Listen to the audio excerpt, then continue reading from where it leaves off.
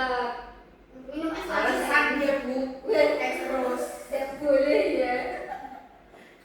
Yuk, persiapkan diri kalian untuk belajar hari ini. Siap Ya, bu.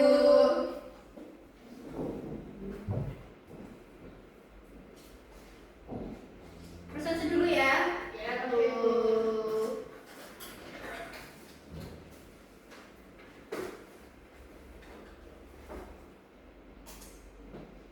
Dita, hadir bu.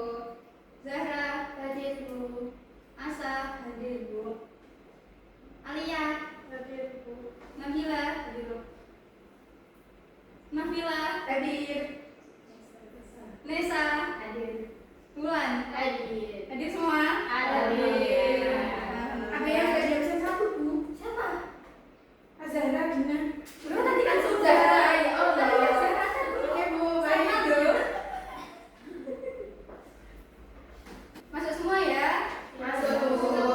Oke. Sebelum pembelajaran dimulai, baiknya kita berdoa terlebih dahulu. Ta'awudz, doa belajar. Yuk. A'udzu billahi minasyaitonir rajim. Bismillahirrahmanirrahim. Raditu billahi rabban wa bil islami dinan wa bi Muhammadin nabiyyan wa rasulah. Rabbi zidni ilma warzuqni fahma. Amin. Oke. Masih ingat nggak sama materi minggu lalu? Ya Allah, masa enggak? Udah belum Sani? Ya. Sani. Mempelajari tentang apa? Perkembangan. Ya, betul. Nah, nek gini kan guru bisa melanjutkan materi selanjutnya. Lah, nek kalian nggak ngerti materi sebelumnya, ngulang lagi. Paham? Paham. Oke. Sekarang kita akan mempelajari tentang perkembangan Daulah Safawi dan Daulah Mughal. Ibu akan menunjukkan dua video. Kalian simak baik-baik. Kalau perlu dicatat, dicermati benar-benar karena nanti akan ada tugas di akhir. Oke? Oke, Bu. Pada abad ke-14, di sebuah kota kecil yang damai bernama Ardabil, di wilayah utara Persia, lahirlah seorang tokoh sufi besar, yaitu Syekh Safi ad-Din al-Ardabili. Ia dikenal karena kebersihan hatinya dan kecintaannya yang mendalam kepada Allah. Dari ajaran dan keteladanan beliau, lahirlah sebuah gerakan spiritual bernama Tarekat Syafawiyah. Seiring berjalannya waktu, ajaran Syekh Safi ad-Din al-Ardabili tidak berhenti hanya di wilayah Ardabil saja. Ajarannya mulai menyebar ke berbagai penjuru Persia. Namun, perubahan besar terjadi setelah wafatnya Syekh Safi ad-Din. Kepemimpinan tarekat kemudian diteruskan oleh keturunannya, oleh Syekh Junaid, seorang pemimpin yang mulai membawa arah baru dalam perjalanan tarekat ini. Setelah Syekh Junaid wafat, kepemimpinan diteruskan oleh putranya, yaitu Syekh Haidar. Di bawah kepemimpinan Syekh Junaid dan Syekh Haidar, tarekat Syafawiyah mengalami perkembangan yang luar biasa. Namun, jalan perjuangan tidak pernah mudah. Di tengah semangat dakwah dan perjuangan yang terus berkobar, dua pemimpin besar, yaitu Syekh Junaid dan Syekh Haidar, keduanya gugur dalam pertempuran. Akan tetapi, semangat perjuangan itu tidak padam.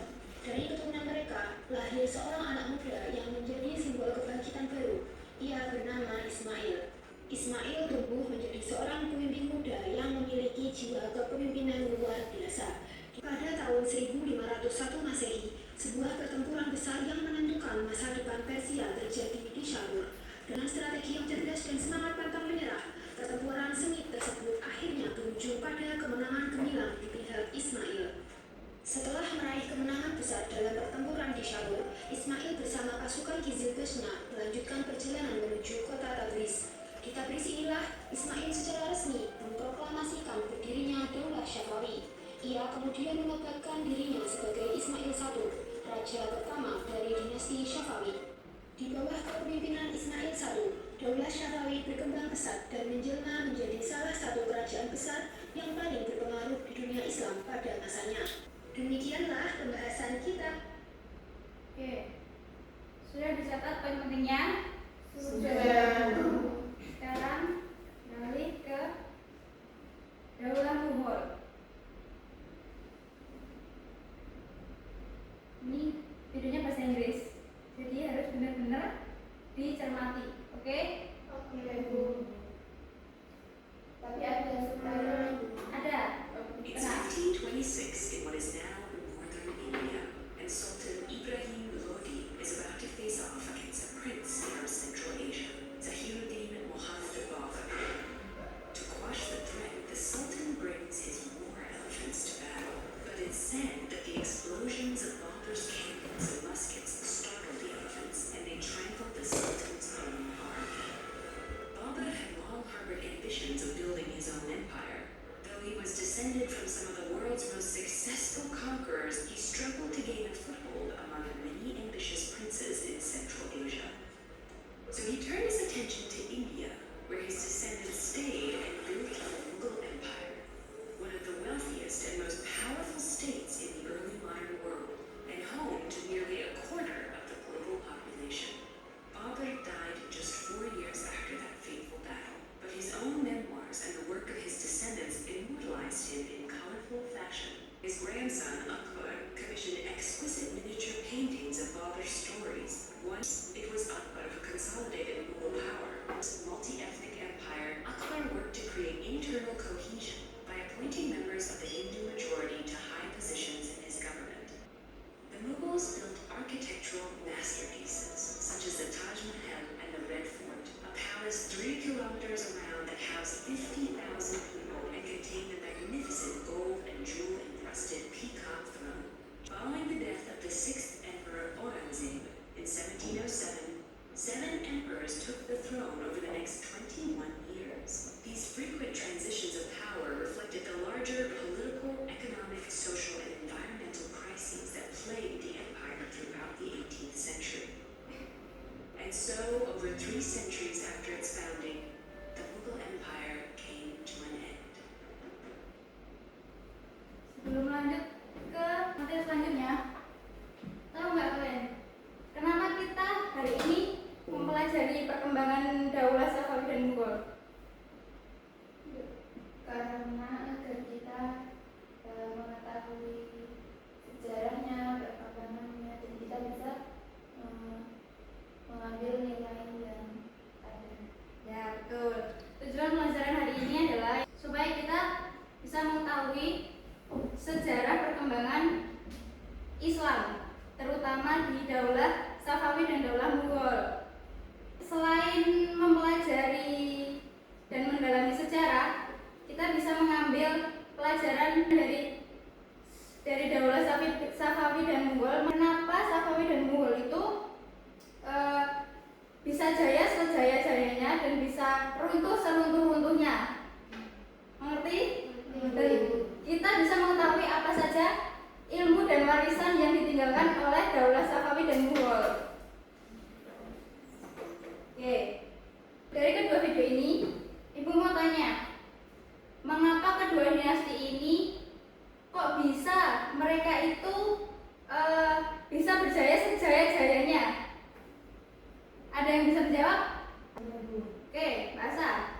Karena kebijakan yang mendorong perkembangan kebudayaan, seni, dan ilmu pengetahuan. Oke, bagus. Setelah melihat video, Ibu akan memberi tugas kepada kalian, tugas kelompok ya. Cari informasi di internet, terserah mau di jurnal, artikel, atau AI yo, bisa nggak apa, tentang tokoh, wilayah kekuasaan, faktor kemunduran dan faktor kemajuan oleh Daulah Safawi dan Daulah Mughal. Oke, Ibu akan bagi 2 kelompok. Kelompok mau dipilih sendiri atau dipilihkan? Dipilihkan. Oke, biar cepat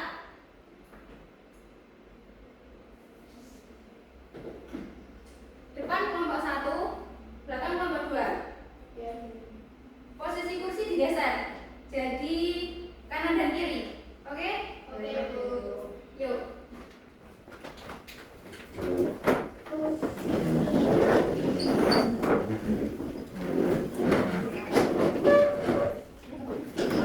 Yuk, bicara kamunya mana? Yuk, mana? Kamu sini, dua.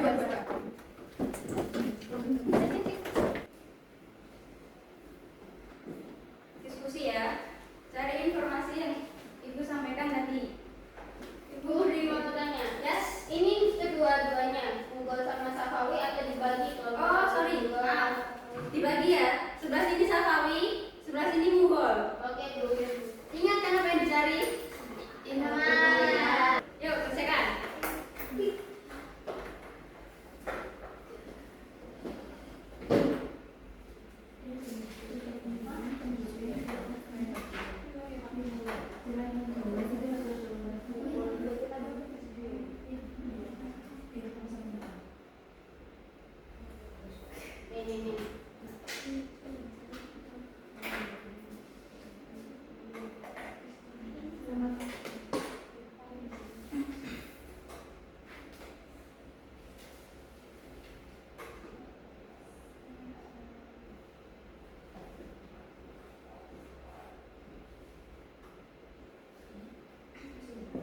Bu, ini wilayah Jawa satu yang dikuasai kan? Ya. Oke.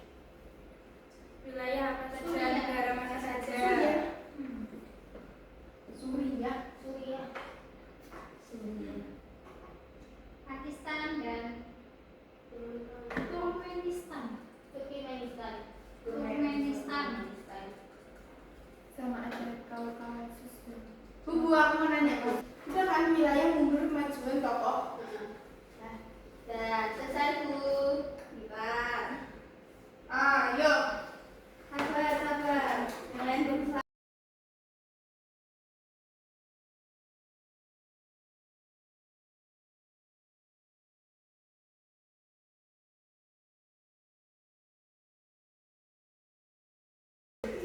Sudah semua? Lengkap? Oke. Siapa mau presentasi dulu? Kapan dulu dulu, Bu?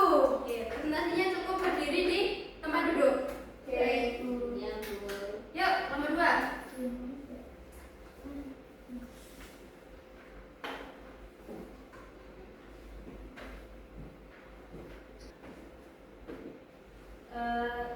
Ini presentasi dari kelompok 2 mengenai kerajaan Mughal.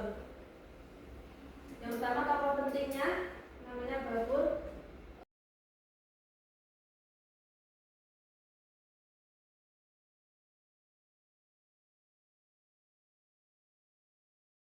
Namanya siapa? Babur. Pada tahun 1483 sampai 1530. Yang mana beliau itu pendiri Kaisaran Mughal India dan menaklukkan Delhi dan Agra pada tahun 1526. Yang kedua, wilayah kekuasaan. Mughal itu menguasai India Utara, yang mana terdapat di kota Agra, Delhi, Punjab, Rajasthan, Uttar Pradesh, Bihar, dan Bengal. Terus yang ketiga, faktor kemajuan. Yang pertama, stabilitas politik di bawah kepemimpinan Shah Abbas Utama. Yang kedua, kemajuan ekonomi yang didukung oleh penguasaan jalur perdagangan strategis.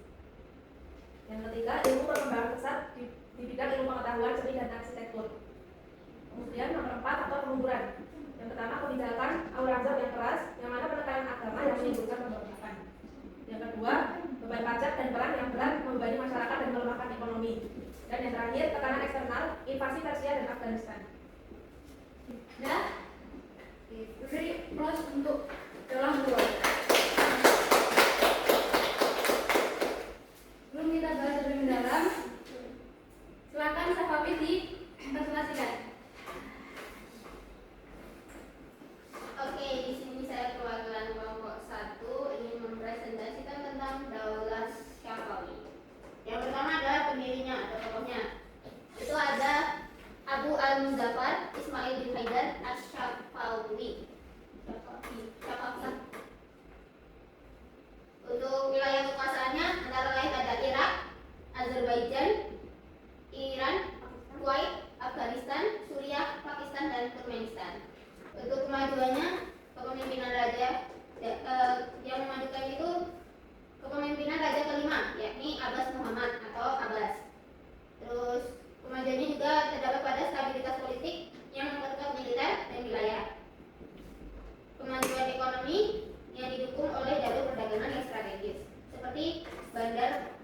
Bandar abad, makmur pertanian, serta perkembangan pesat di bidang ilmu pengetahuan, seni, dan arsitektur.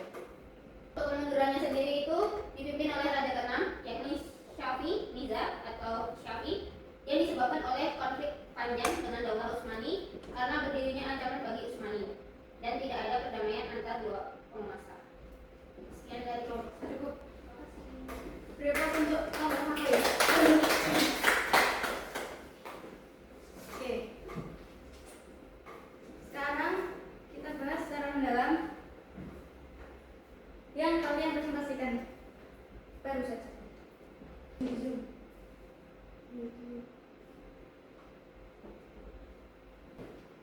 Kita akan bahas lebih lanjut mengenai apa yang kalian presentasikan baru saja.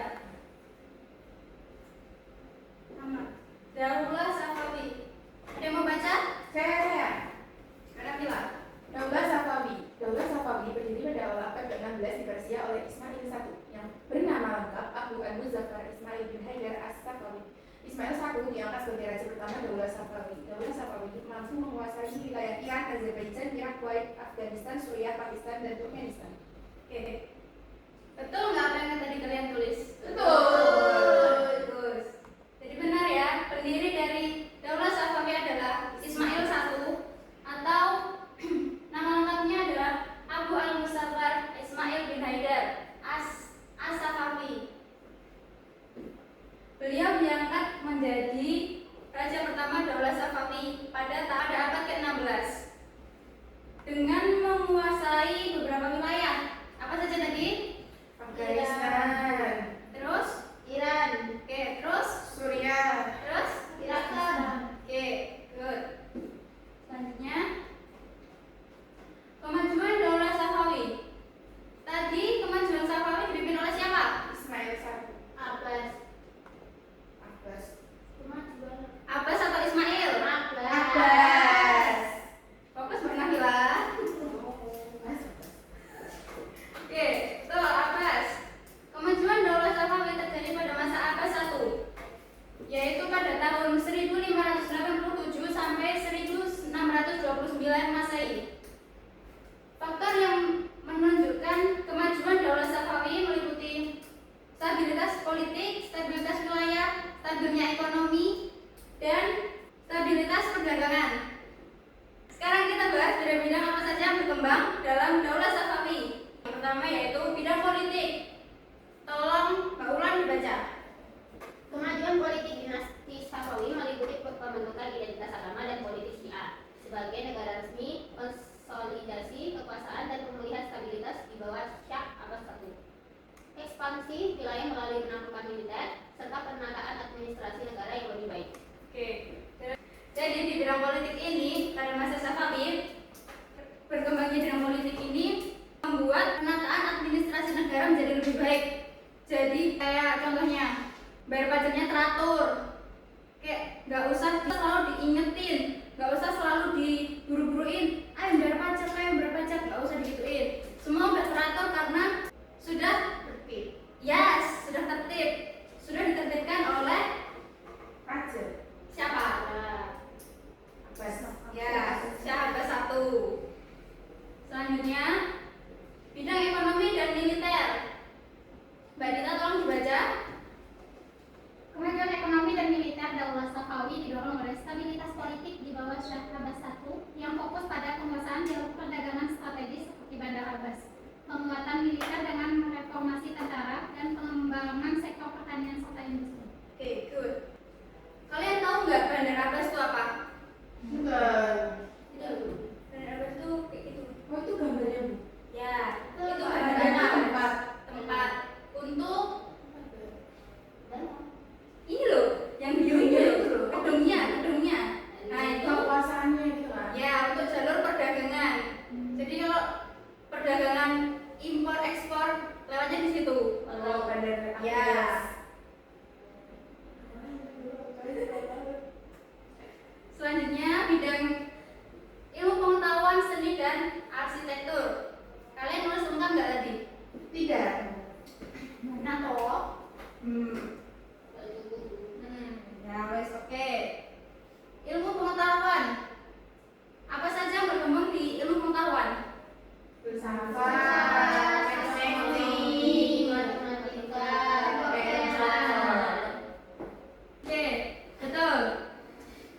kedua, ilmu pengetahuan itu sangat berkembang. Contohnya ilmu filsafat, ilmu astronomi matematika, dan ilmu kedokteran. Jadi di sana dulu kedokteran tuh sebelum adanya ini Tradisional. ya, betul, tradisional. Nah, di masa Daulah Safawi ini ilmu kedokteran berkembang pesat menjadi lebih modern. ya, betul. Sekarang seni. Adanya seni lukis, kaligrafi, kerajinan karpet, arsitektur, pembangunan masjid, istana, sekolah, dan taman. Selanjutnya kita bahas kemunduran Daulah Safawi. Bahasan tolong dibaca. Kemunduran Daulah Safawi. Kemunduran Daulah Safawi terjadi pada kepemimpinan Raja ke-6 yaitu Safi Mirza atau Safi. Kemudian Daulah Safawi disebabkan adanya konflik yang berkepanjangan dengan Daulah Utsmani karena berdirinya Daulah Safawi merupakan ancaman bagi Daulah Utsmani sehingga tidak pernah ada perdamaian antara dua penguasa besar ini. Ya, terima kasih Mbak Asa. Pada kepemimpinan Raja ke-6 yaitu Safi, Daulah Safawi mengalami kemunduran pesat yang difaktori oleh bentrokan kayak berantem terus antara Daulah Safawi ini dan Daulah Utsmani. Jadi kayak nggak pernah akur, berantem, woy. Apa aja diberantemin. Makanya si Daulah Safawi ini jadi runtuh, kedaulahannya runtuh, pecah, bubar. Oke, selanjutnya kita bahas Daulah Mughal. Siapa tadi bahas Daulah Mughal? Saya. Oke, tolong dibacakan. Daulah Mughal berdiri pada tahun 1526 Masehi di Delhi, India oleh Zahiruddin Muhammad Babur yang juga menjabat sebagai raja pertama Daulah Mughal. Daulah Mughal mampu menguasai wilayah India, Afghanistan, dan Balochistan. Cukup. Terima kasih. Daulah Mughal didirikan pada tahun 1526 oleh Babur yang memiliki nama lengkap Zahiruddin Muhammad Babur. Babur menjabat sebagai Raja Mughal di India. Pada masa Babur, Daulah Mughal dapat menguasai beberapa wilayah, di antaranya India, Afghanistan, dan Balochistan.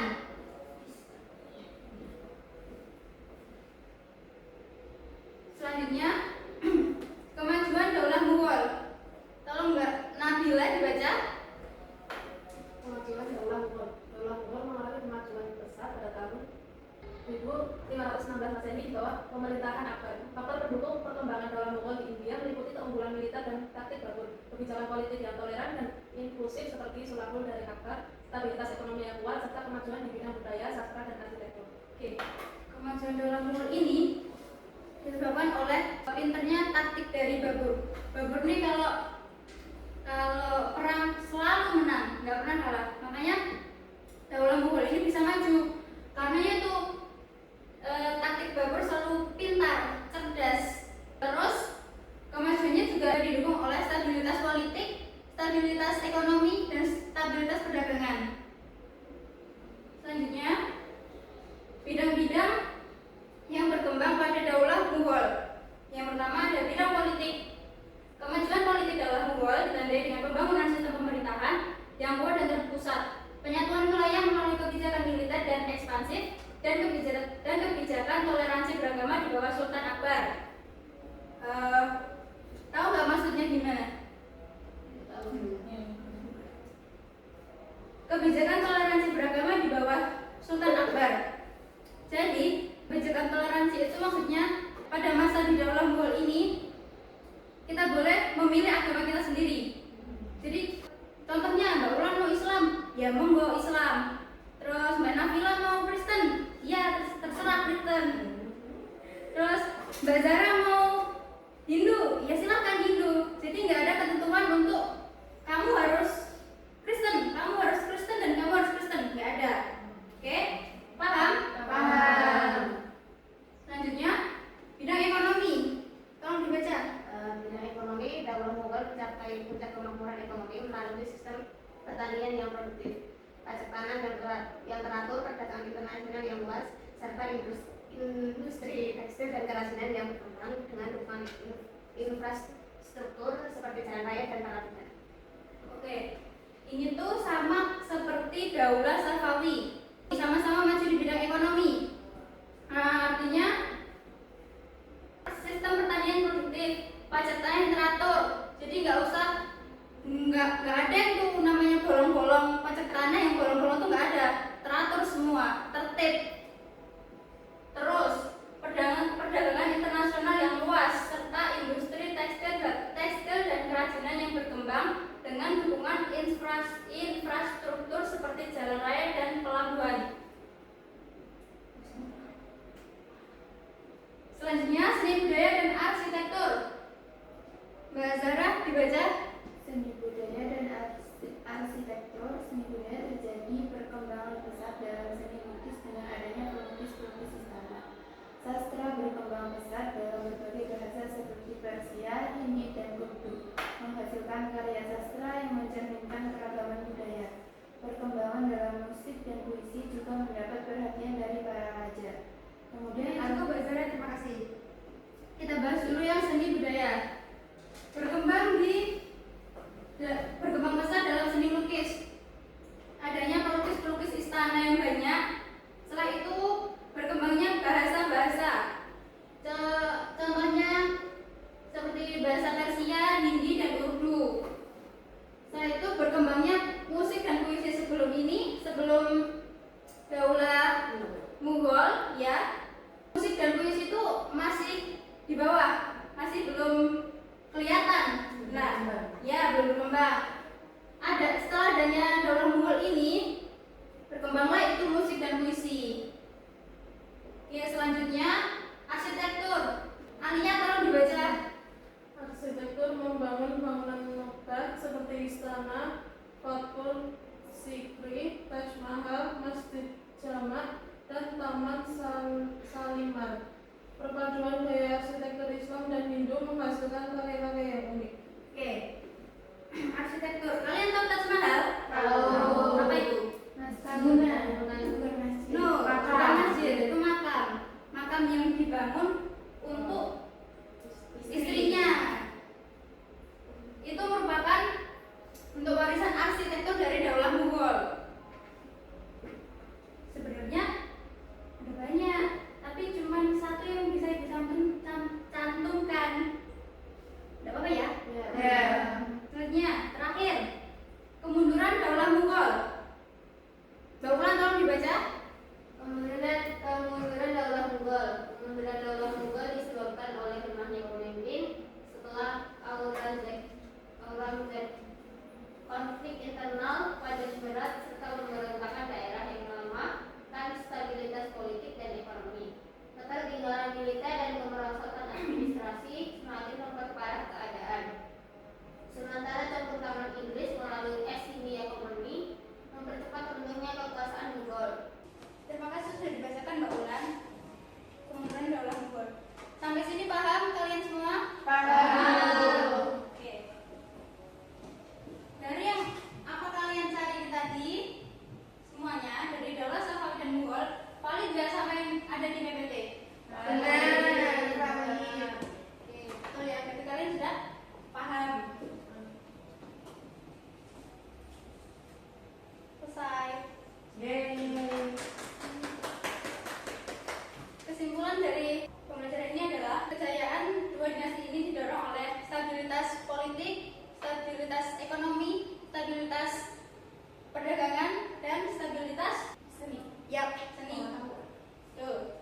Perkembangan ilmu pengetahuan, seni, dan arsitektur itu mengalami kemunduran disebabkan oleh adanya konflik dari pemimpin masing-masing dari daulah. Dan ada juga faktor internal dan faktor eksternal. Setelah itu, keduanya menunjukkan persatuan pemerintahan dan kecintaannya pada ilmu pengetahuan merupakan kunci dari kemajuan daulah. Untuk pembelajaran kali ini selesai. Apa yang kalian pelajari setelah pembelajaran hari ini? Kemajuan Daulah Mughal dan Safawi.